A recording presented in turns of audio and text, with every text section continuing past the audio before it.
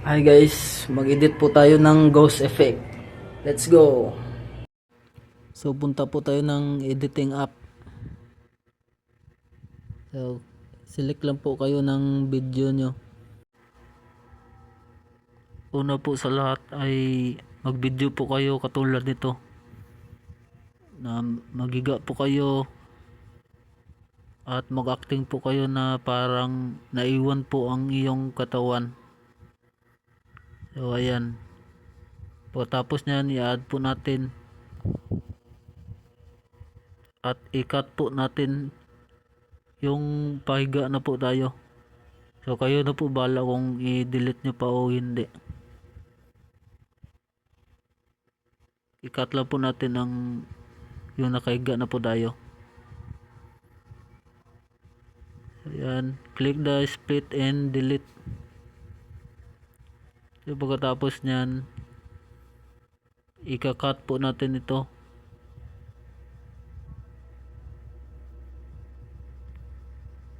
I-cut po natin ito yung hindi na po siya gumalaw. So ayan guys, i-click po natin itong split at i-delete po natin itong sa kanan. At wag nyong kalimutan na i-delete po yung ending. So ito na guys, pagkatapos nyan ay i-click nyo po yan. Kapag naka-highlight na, punta po kayo sa freeze. Hanapin lang po natin yung freeze. So ito na po yung freeze guys, i-click nyo po yan at ito po yung mangyari. So nasobrahan po tayo, delete po natin yan. So tingnan lang po natin guys. So ayan, pagkatapos nyan mag-add lang po kayo ng video. Add lang po yung pareho lang po sa video. So ika-cut lang po natin yan guys. I-cut po natin same po sa na freeze po natin, yung hindi na po siya gumalaw. So ayan, at i-delete po natin itong sa kaliwa. So at i-drag po natin patungo dun sa na freeze natin kanina. So ayan, at i-click nyo po ito, click nyo po itong sa taas at ipantay lang po natin sa last. So ayan, pagkatapos nyan i-click nyo po itong sa ibaba at hanapin nyo po yung opacity. So hanapin lang po natin yung opacity guys. So ayan, at i-minus lang po natin yan guys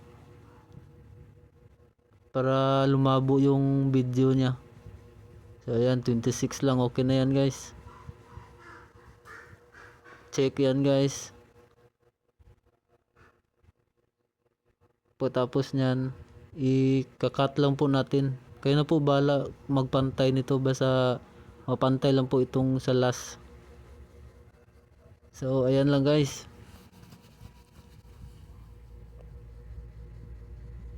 So tingnan lang po natin guys yung ating ginawa.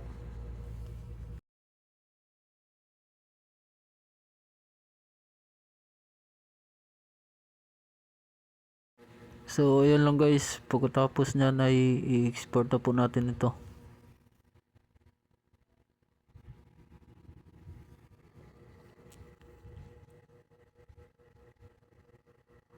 So kung nagustuhan niyo po itong video na ito, paki-share na lang po. Thank you.